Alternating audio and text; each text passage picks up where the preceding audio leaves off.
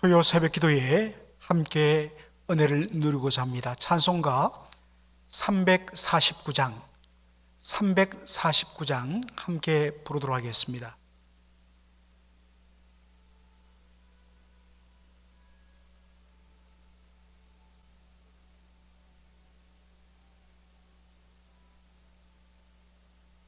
나 주의 도움 받고자 주 예수님께 빕니다. 그 구원 허락하시사 날 받으옵소서.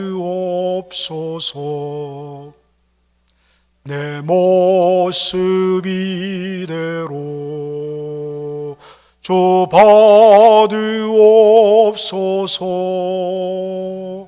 날 위해 돌아가신 주 날 받으옵소서. 큰 죄에 빠져 영족을 날 위해 피 흘렸으니 주 형상대로 빚으사 날 받으옵소서. 내 모습 이대로 주 받으옵소서. 날 위해 돌아가신 주 날 받으옵소서.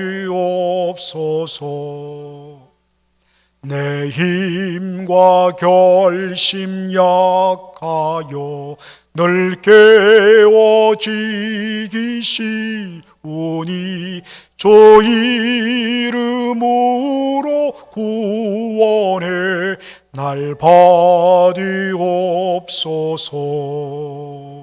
내 모습 이대로 주 받으옵소서. 날 위해 돌아가신 주 날 받으옵소서. 내 주님 서신 발 앞에 나 꿇어 엎드렸으니 그 크신 역사 이루게 날 받으옵소서. 내 모습 이대로 주 받으옵소서. 날 위해 돌아가신 주 날 받으옵소서.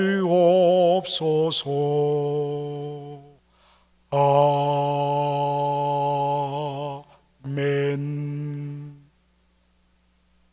하나님 우리 아버지, 오늘도 온 성도들이 한자리에 모여서 함께 주를 찬송하며 함께 말씀의 은혜를 나누며 기도하며 한 목소리로 주 앞에 나갈 수 없는 형편이지만은 주님, 그래도 영상을 통하여서 함께 은혜 나누는 이 복된 자리 허락하여 주시니 감사를 드립니다.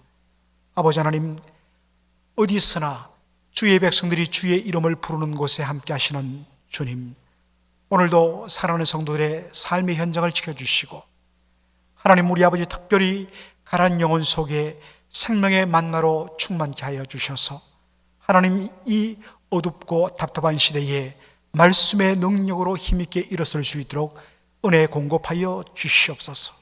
오늘도 주의 성령께서 친히 함께 하여 주시기를 원하오며 예수님의 이름으로 기도합나이다. 아멘. 하나님의 말씀은 마가복음 11장 20절로 33절의 말씀입니다. 마가복음 11장 20절로 33절 제가 봉독하겠습니다. 저희가 아침에 지나갈 때에 무화과 나무가 뿌리로부터 마른 것을 보고 베드로가 생각이 나서 여짜오되 랍비여 보소서, 저주하신 무화과 나무가 말랐나이다. 예수께서 대답하여 저희에게 이르시되 하나님을 믿으라.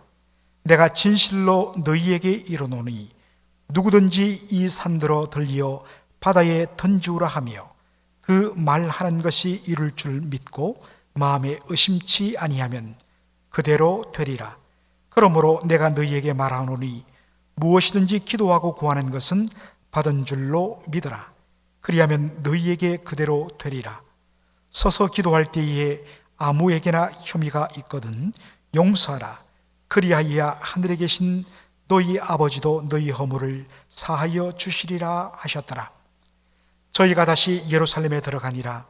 예수께서 성전에서 걸어다니실 때에 대제사장들과 서기관들과 장로들이 나와 가로되 무슨 권세로 이런 일을 하느뇨?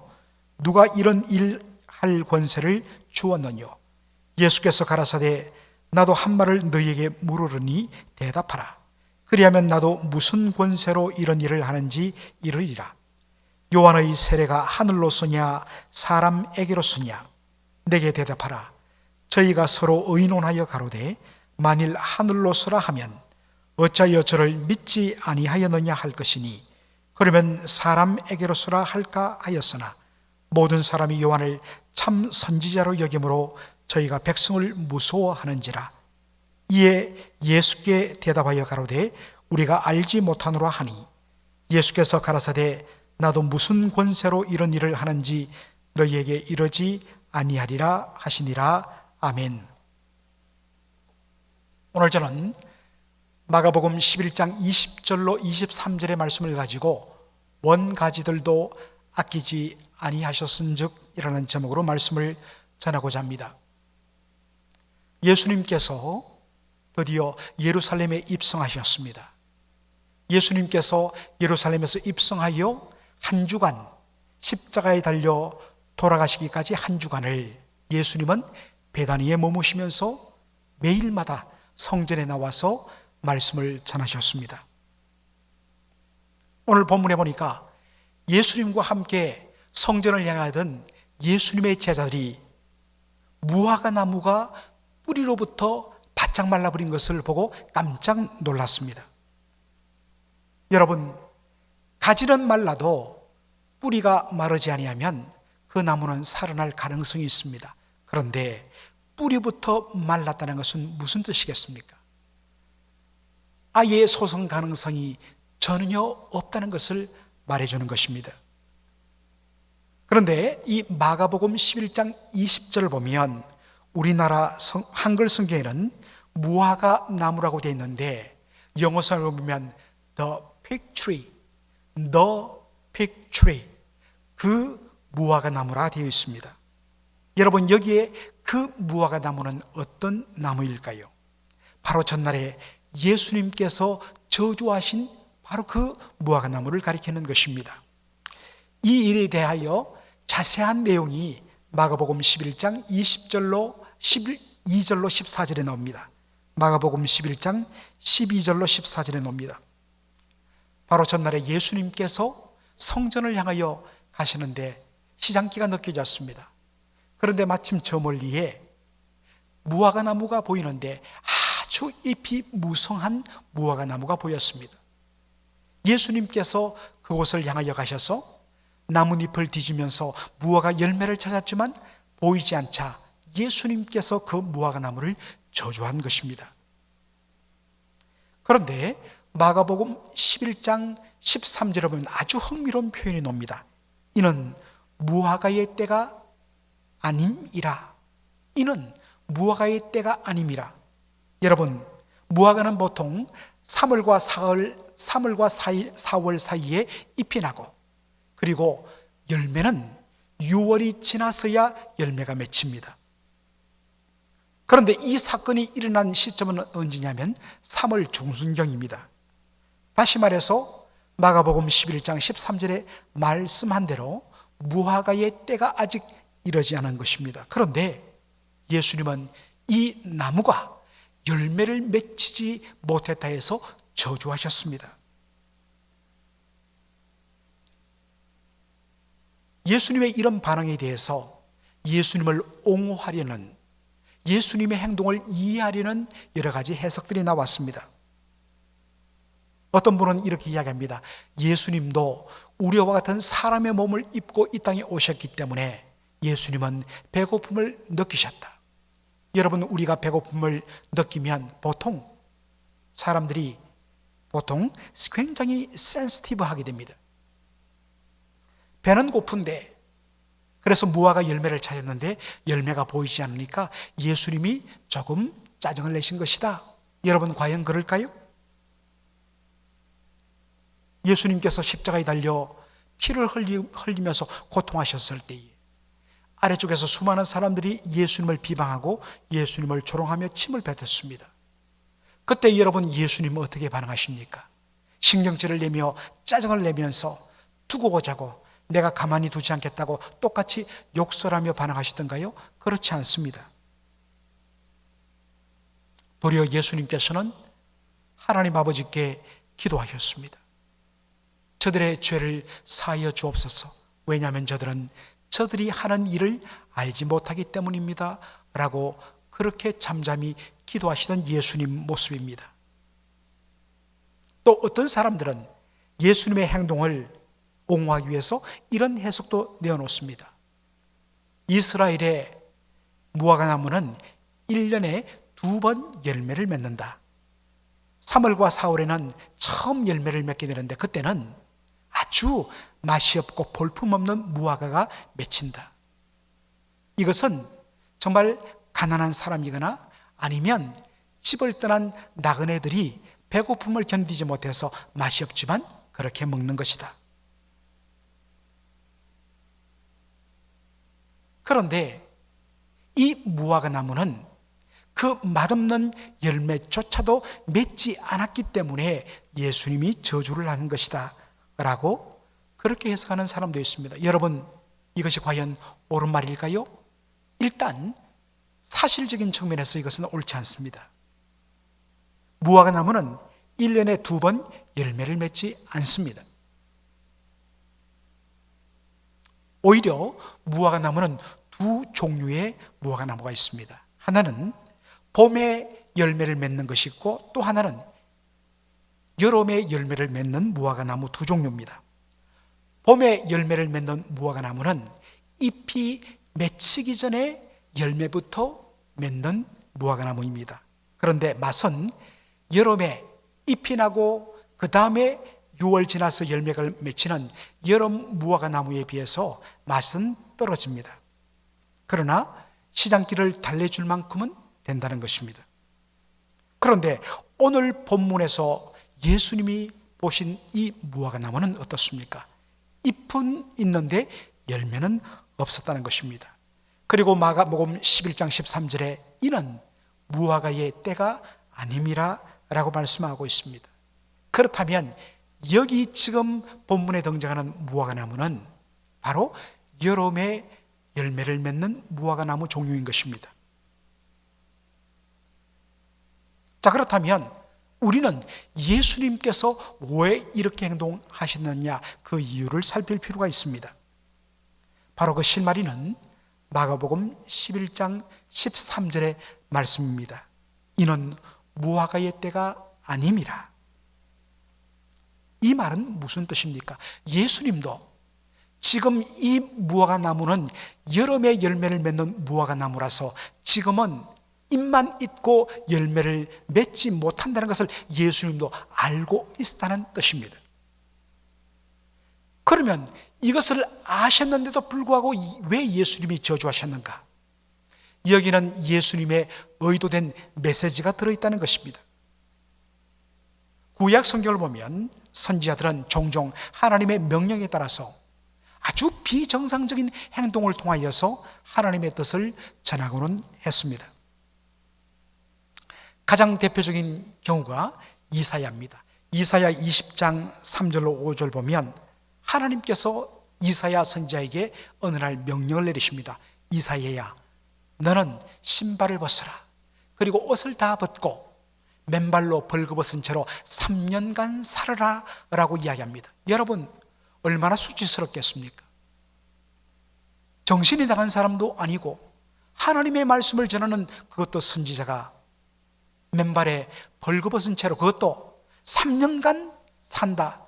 여러분, 얼마나 끔찍한 일입니까? 그러나 이 비정상적인 명령을 이사야는 온전히 순종합니다. 이유는 바로 자신의 이 독특한 행동을 통하여서 하나님께서 이스라엘 백성들에게 메시지를 전하기를 원하신다는 것을 알았기 때문입니다.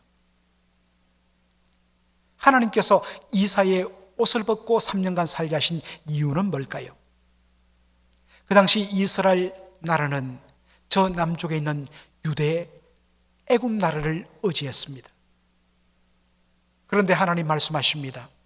너희들이 그토록 의지하던 애굽이 장차 나라가 망하여 애굽 사람들이 포로로 끌려갈 것인데, 그 당시 포로로 끌려갈 때는 다 옷을 벗기고 아주 수치스러운 모습으로 끌려가는 모습이었습니다. 너희들이 그토록 의지하고 기대던 애굽이 이렇게 멸망당하고 포로로 끌려간다. 그러므로 이것을 통해서 너희들이 깨달을 것은 뭐냐? 세상의 권세를 의지하지 말고 오직 여호와 하나님만 의지하라. 이것이 하나님의 이사야를 통한 이 행동의 메시지 내용이었습니다. 지금 이 시즌은 무화과 나무가 열매를 맺지 못하는 것을 아시면서도 열매가 없다면서 예수님께서 무화과 나무를 저주한 것도 똑같은 이치입니다. 여기에는 분명한 의도적인 메시지가 담겨 있는 것입니다. 우리가 구약 성경을 보면 구약 성경은 이스라엘을 종종 무화과 나무에 비유합니다. 따라서 잎만 무성하고 열매가 없는 이 무화과 나무는 바로 현재 이스라엘 백성들의 영적인 실상을 상징한다는 것입니다. 종교적인 형식과 열심은 대단합니다. 그러나 그 종교 속에 담겨 있어야 할 진정한 경건은 이미 상실되었습니다. 입술로는 하나님을 사랑한다 하지만은 그들의 마음은 하나님의 계명과 말씀에서 이미 멀어진 지 오래되었습니다. 바로 그것을 아주 극명하게 보여주는 현장이 어디 있느냐 하니까 성전에서 물건을 파며 돈벌이하는 제사장들의 모습이었습니다. 예수님께서 이것을 보시고 성전에 있던 그 모든 물건들을 집어던지고 상을 엎고 채찍질로 내리치면서 그렇게 행동한 것을 우리가 보게 됩니다. 그러면서 예수님이 하신 말씀이 뭐냐? 마가복음 11장 17절 말씀, 기록된 바 내 집은 만민의 기도하는 집이라 칭함을 받으리라고 하지 아니하였느냐? 너희는 강도의 굴혈을 만들었도다. 여러분, 내 집은, 하나님의 집 곧 성전은 만민의 기도하는 집이라 기록된 바 했습니다. 어디에 기록되어 있느냐?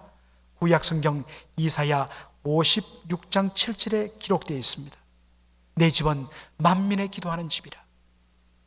여러분, 보통 기도는 우리가 하나님 앞에 우리의 소원을 아뢰고 그것에 대해서 하나님께로부터 응답받고 복을 받는 것, 우리가 보통 기도를 그렇게 접근합니다만, 사실 기도의 본질은 하나님과의 신령한 만남과 교제에 있습니다. 처음에는 기도하러 내 소원을 가지고 나의 답답한 문제를 가지고 하나님의 마음을 감동시켜서 내가 응답을 받아야지 라고 들어갔는데, 기도의 자리에서 하나님과 깊이 만나면서 오히려 하나님의 뜻을 발견하고 하나님이 진정 원하시는 것이 무엇인지를 발견하며 거기에 완전히 압도되어서 하나님을 경외하는 가운데 자신의 모든 간구를 내려놓고 하나님께 맡기고 하나님의 뜻을 구하며 사모하는 것으로 바뀌는 것, 이것이 기도를 통한 하나님의 만남의 모습입니다. 그래서 그의 기도의 내용도 주님의 뜻이 온전히 이루어지기를 원합니다. 그리고 주의 뜻에 온전히 제가 순종하기 원합니다. 기도의 내용이 바뀌는 것입니다. 이것이 기도입니다. 이런 하나님과의 기도를 통하여 신령한 만남과 교제가 일어나는 곳이 어디냐? 성전입니다.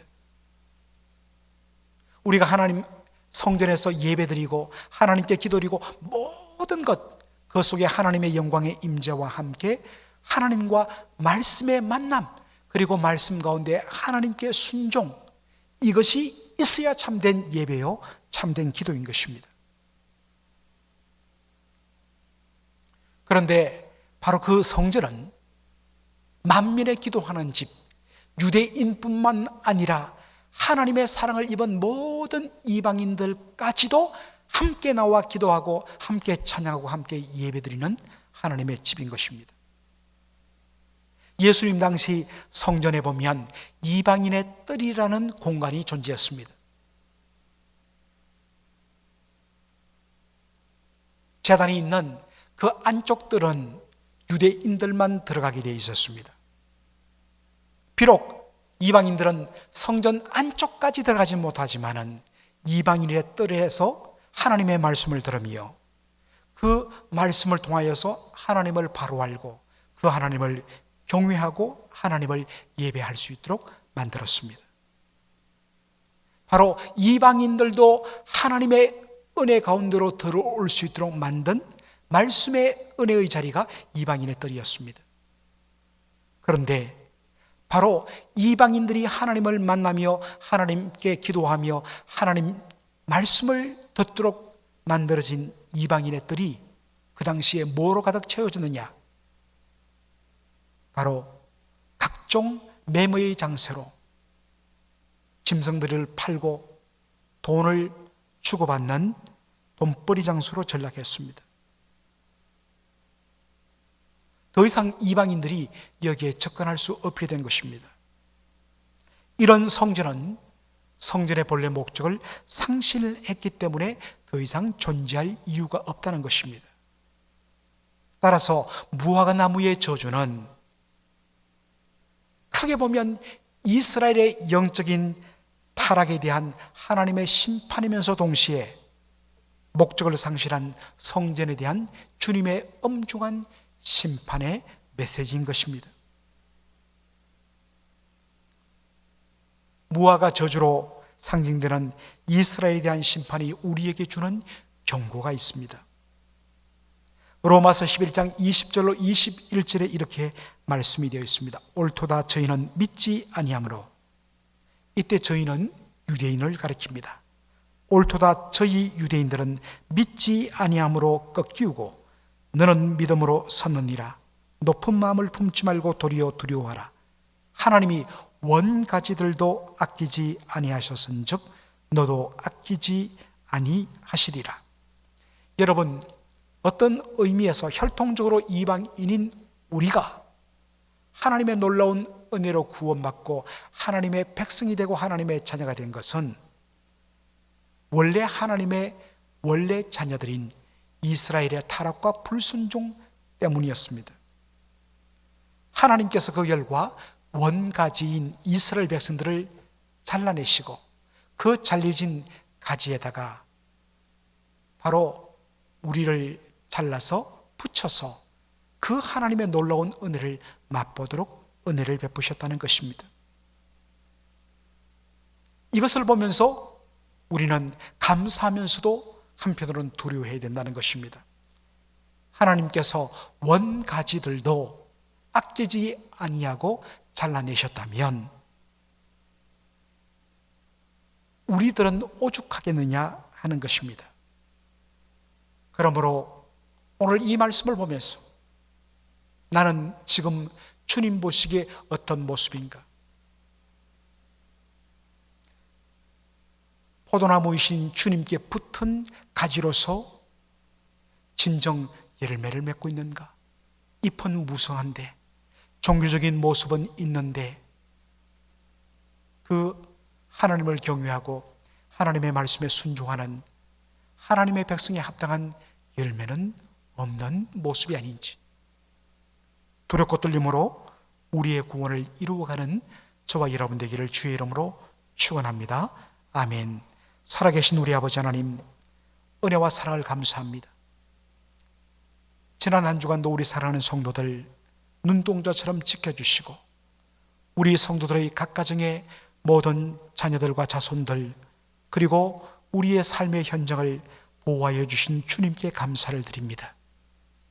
아버지 하나님, 오늘 이 생명의 말씀을 대하면서 하나님께서 우리 주님께서 잎만 무성하고 열매 맺지 못하는 무화과 나무 같은 이스라엘 백성들의 영적인 현실 바라보시며 단호하게 책망하시며 심판하셨던 모습, 오 주님, 원가지도 아끼지 아니하시고 잘라내셨다면 하나님, 우리들은 오죽하겠습니까? 이 말씀 앞에 두렵고 떨림으로 다시 한 번 더 우리를 주 앞에서 살피는 저희들을 낼 수 있도록 은혜 더하여 주시옵소서. 우리의 모든 삶이 주의 손에 붙들려 있음을 고백합니다. 주여 지켜주시고 보호하여 주시옵소서. 예수님의 이름으로 기도하옵나이다. 아멘.